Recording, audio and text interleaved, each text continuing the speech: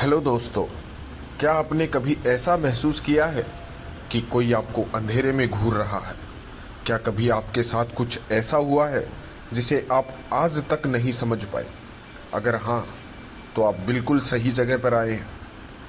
आप देख रहे हैं डेमोनिका, जहां हम आपको सुनाएंगे डरावनी, रहस्यमय और सच्ची कहानियां जो आपके रोंगटे खड़े कर देगी। यहाँ आपको सुनने को मिलेगी भूतिया कहानियाँ, सच्ची घटनाओं पर आधारित हॉरर स्टोरीज, पैरानॉर्मल एक्टिविटीज़, डरावने पॉडकास्ट और अनसुलझे रहस्य जो आपको रातों को सोने नहीं देंगे। तो अगर आप तैयार हैं डर के इस सफ़र में मेरे साथ चलने के लिए, तो अभी हमारे चैनल को सब्सक्राइब करें और बेल आइकन दबाएं ताकि हर नई कहानी की अपडेट सबसे पहले आपको मिले। लेकिन सावधान रहिए, जब आप हमारी कहानियाँ सुनोगे तो हो सकता है कि कोई अदृश्य शक्ति आपको भी देख रही है। तो चलो, ज़्यादा टाइम बर्बाद ना करते हुए चलते हैं अपनी आज की कहानी की ओर। शहर से दूर एक वीरान रेलवे स्टेशन था, जिसे लोग मृतकों का स्टेशन कहते थे। कई यात्रियों ने दावा किया था कि वहाँ रात के समय अजीब घटनाएं होती हैं, लेकिन कोई भी इन बातों को गंभीरता से नहीं लेता था। एक रात एक युवा यात्री विक्रम को इस रहस्य से सामना करना पड़ा। विक्रम को रात की आखिरी ट्रेन पकड़नी थी, लेकिन जब वह स्टेशन पहुंचा तो वहां कोई नहीं था। स्टेशन वीरान पड़ा था, सिर्फ एक पुराना घड़ी घर टिक टिक कर रहा था। उसे महसूस हुआ कि कोई उसे देख रहा है, लेकिन चारों तरफ केवल सन्नाटा था।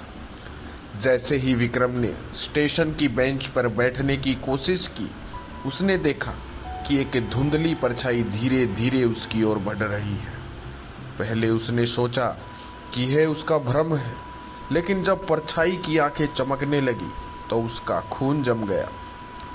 अचानक एक ट्रेन धड़धड़ाती हुई स्टेशन पर आकर रुकी। ट्रेन से एक आदमी उतरा, लेकिन उसके कपड़े पुराने जमाने के थे। विक्रम ने उससे पूछा, क्या यह ट्रेन शहर जाएगी? आदमी ने मुस्कुराकर कहा, हाँ, लेकिन क्या तुम वाकई जाना चाहते हो? उसकी आवाज़ में एक अजीब सी ठंडक थी। विक्रम ने गौर किया कि वह आदमी जमीन पर कोई परछाई नहीं डाल रहा था।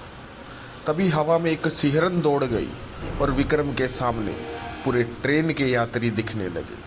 सबके चेहरे पीले और खोखले थे, उनकी आंखों में खालीपन था। डर के मारे विक्रम ने स्टेशन से भागने की कोशिश की, लेकिन उसके पैर जैसे जकड़ गए हों।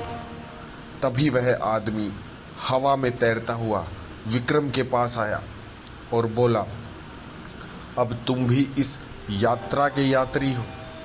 विक्रम चीखने लगा, लेकिन उसकी आवाज़ गुम हो गई। अगली सुबह स्टेशन पर विक्रम का बैग और उसका मोबाइल मिला, लेकिन वह खुद कहीं नहीं था। जब स्टेशन मास्टर ने पुराने रिकॉर्ड देखे तो पाया कि सालों पहले इसी रात एक युवक रहस्यमय तरीके से गायब हो गया था, और उसका नाम भी विक्रम था। गांव से थोड़ी दूर पर रहने वाला स्टेशन मास्टर हरिदास, जिसे विक्रम के गायब होने की कहानी ने गहराई से हिला दिया था, हर रात अपने कर्तव्य के दौरान महसूस करता कि विक्रम की आत्मा उसे पुकार रही है। पुराने रिकॉर्ड में छिपी अनसुनी घटनाओं की खोज ने हरिदास के मन में अतीत की परछाइयाँ जगा दी, जहाँ कभी गुजर चुकी आत्माओं की पीड़ा आज भी सन्नाटे में छिपी हुई थी।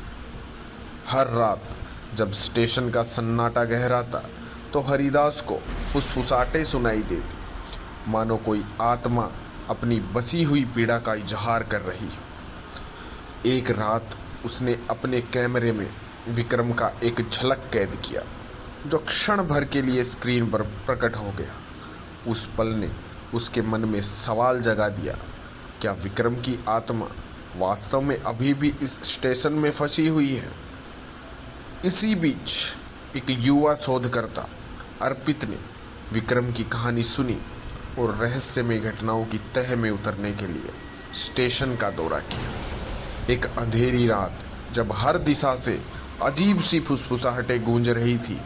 अर्पित ने देखा कि स्टेशन के चारों ओर कई आत्माएं इकट्ठी हो रही थी। विक्रम की आत्मा भी उनमें से एक थी, जिसकी आंखों में गहरी पीड़ा और असीम बेचैनी झलक रही थी। यह आत्माओं का मिलन समय की परतों से निकलता एक भयानक भयावह नजारा था, जिसने अर्पित के दिल को दहला दिया। अर्पित की निगाहों के सामने विक्रम की आत्मा प्रकट हुई, बिना शब्दों की अपनी पीड़ा और बंधन को दर्शाते हुए। विक्रम ने अर्पित की ओर इशारा किया, मानो वह मुक्ति के रास्ते की ओर ले जाना चाहता हो। अर्पित ने साहस जुटाकर विक्रम के पीछे कदम रखा, परंतु जैसे ही वह नजदीक पहुंचा, एक अदृश्य शक्ति ने उसे थाम लिया। उस क्षण अर्पित ने महसूस किया कि यह स्टेशन एक अनंत यात्रा है, जहां हर आत्मा अपनी अनदेखी कथा लेकर भटकती रहती है और हर कदम पर मृत्यु का साया मंडरा जाता है। आज भी मृतकों का स्टेशन की परछाइयां अंधेरे में जीवित है। विक्रम, अर्पित और अनगिनत अन्य आत्माओं की कहानी स्टेशन की दीवारों में गूंजती है। जो कोई भी उस स्टेशन पर कदम रखता है, उसे इन आत्माओं की पीड़ा और उनका भयावह संसार झेलना पड़ता है। क्या आप उस अनंत यात्रा का हिस्सा बनने की हिम्मत रखते हैं? कमेंट बॉक्स में लिखकर जरूर बताइएगा।